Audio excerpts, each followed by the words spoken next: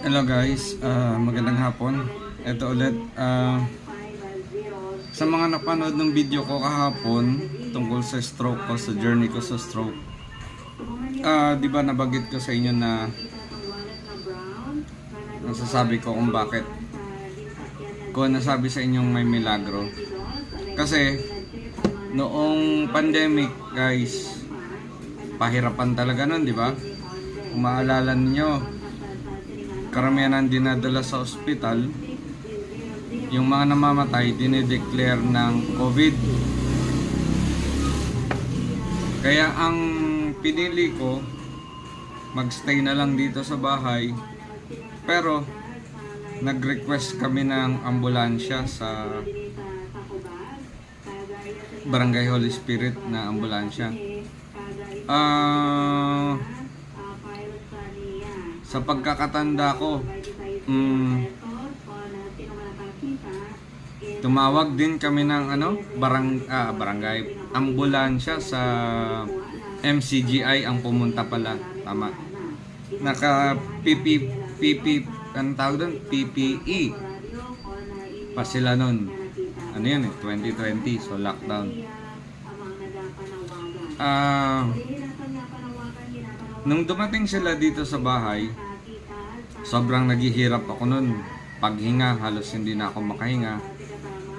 Kaya lang, sinasabi nga ng paramedic na kung dadalhin ako doon sa ospital, which is baka dito sa panahon na yun, sa Maklang or sa East Avenue,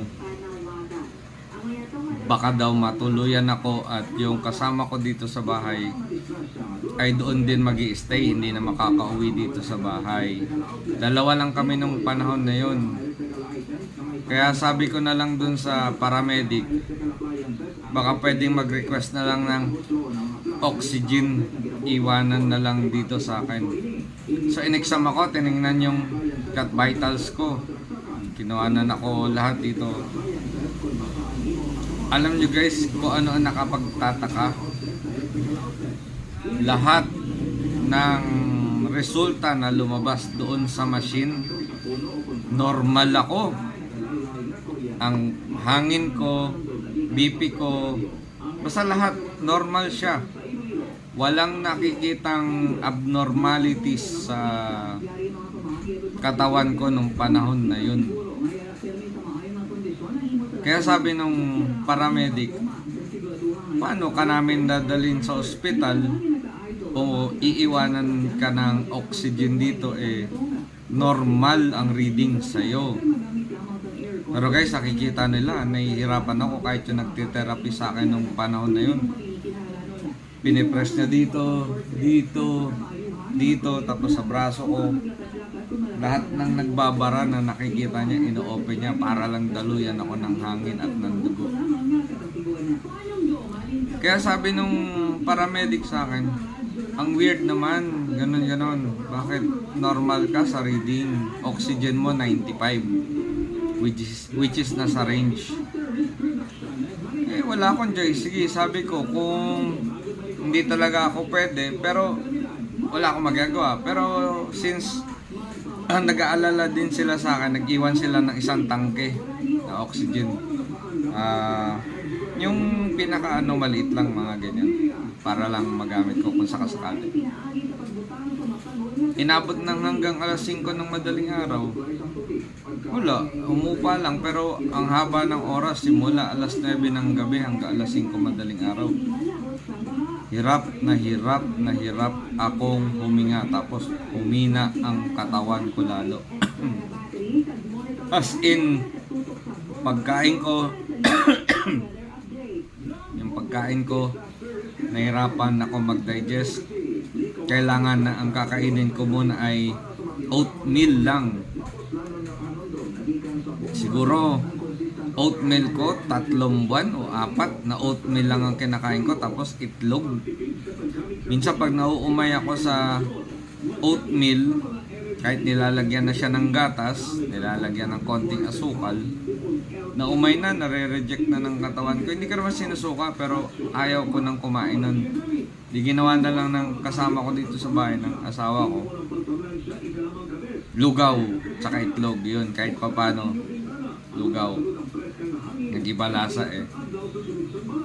Tapos bumili rin ako ng mga supplement, yung nabibili sa Iloilo, yung tinatawag na DTX 500 at saka yung life extension, yung mga ganon, vitamin D3.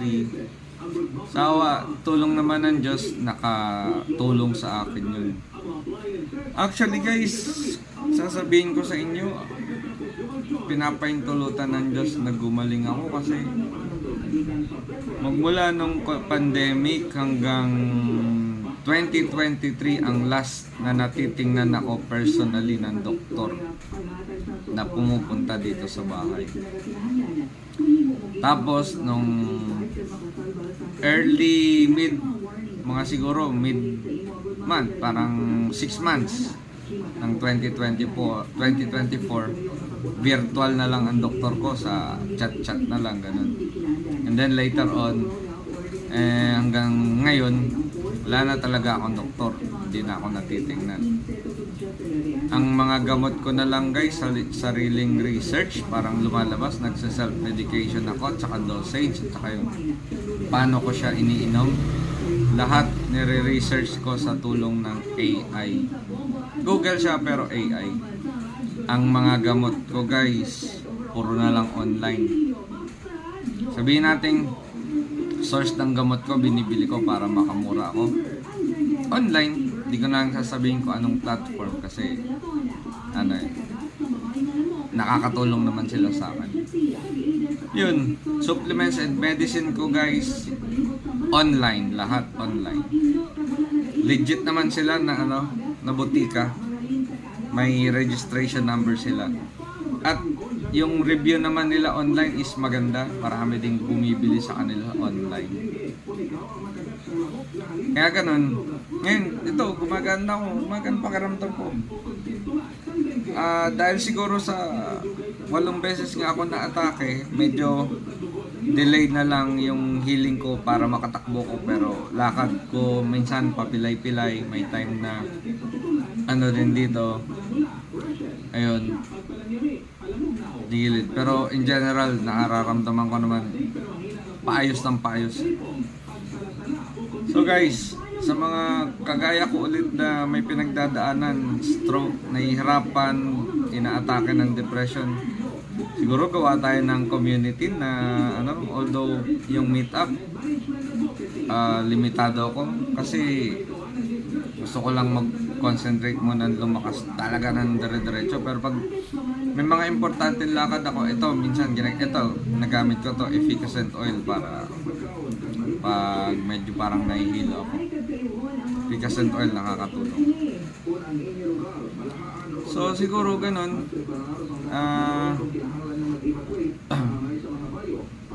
Sabi nga sa kung kahit dalubasan doktor ang tumingin sa akin, kung hindi ako gagaling, hindi ako gagaling kung ayaw ng Diyos. Pero dahil pinangahawakan ko yung Deuteronomio na talata, na talata doon, yung 32-39, na ako ang sumusugat, ako ang nagpapagaling, ako ang bumubuhay, ako ang pumapatay, ako ang bumubuhay. Yun talatang yun, talagang pinanghahawakan ko yun kasi kung gugustuhin ng Panginoon na ako ay kanyang kukunin, wala akong magagawa. Pero nakiusap lang ako sa kanya, humiling ako na para sa pamilya ko, gusto kong maitaguyod sila, magabayan yung mga anak ko lalo. Siguro alam ko, pinagbigyan ako ng Diyos dahil galing nga ako sa mga kalayawan na gawain nung araw. Pinagsisihan ko naman lahat yun. Hindi ako naging proud doon, pero dumanas ako ng ganun eh. Naging bahagi ng buhay ko yun. May mga rason din kung siguro nung panahon na yun, bakit naging ganun ako. Nalunod ako sa kalayuan. Unang-una, nakaranas ako magkaroon ng pera eh. Isa sa mga dahilan talagang pag nagkaroon ka ng pera, bibilog at lalaki yung ulo mo. Pero nakalipas na yun. Ngayon talagang inaano ko sa sarili kong kahit nahihirapan ako, kahit wala akong trabaho, walang kasiguraduhan kung kailan ako magkakaroon ng pagkakakitaan, dahil umaasa lang naman ako sa mga nagtitiwala sa akin ng mga customer, mga kliyente, nagtitiwala sa kakayanan kong mare-repair ko yung computer nila at sinisikap kong kapag may pinapagawa sila sa akin, lagi kong pinagsisikapang top quality ang binibigay ko sa kanila. Hindi yung basta lang ma-repair, okay na. Hindi. Dahil nakasanayan ko nung ako ay nagtatrabaho pa sa call center, nakaranas ako ng training na talagang mahigpit yung quality standard. Kaya ang nakasanayan ko is always top performance or factory setting ng bawat computer na ginagawa ko. Kaya siguro doon may nagtitiwala sa akin ng mga customer. At salamat sa Diyos dahil hindi niya inalis yung dunong, yung kaalaman ko na yun nung panahong na-stroke ako. Biro nyo, guys, mga ka-stroke. Nung may stroke ako, dinala ko sa Commonwealth Hospital. Nung bagsak na bagsak ako, paralyzed ako. Tanging narinig ko lang, isa sa mga narinig ko is yung presyo nung babayaran ng nanay ko o ng pamilya ko. Halos mahigit 1 milyon. Tapos ang sabi pa ng doktor ay baka maging lantang gulay ako kapag naoperahan ako. Kaya sabi ko, huwag niyo na ituloy kasi malaking pera. Sabi ko, baka mas lalo pat maging lantang gulay ako, mas lalong maging mahirap. Kaya tumutol ako na operahan ako. Sabi ko, kung hanggang dito na lang ang buhay ko, itong araw na to, hindi na ako magtatagal. 2017 yun. Tanggapin na lang natin, total. Nandyan talaga ang kamatayan sa buhay ng tao. Pero kahit nahihirapan ako nung panahon na yun, sige lang, di ako nawalan ng pag-asa.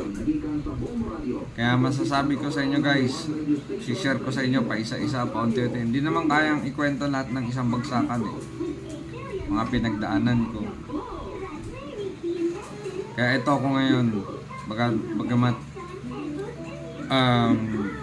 siguro masasabi kong financially a little bit stable, at the same time struggling, pero nagkakasya naman.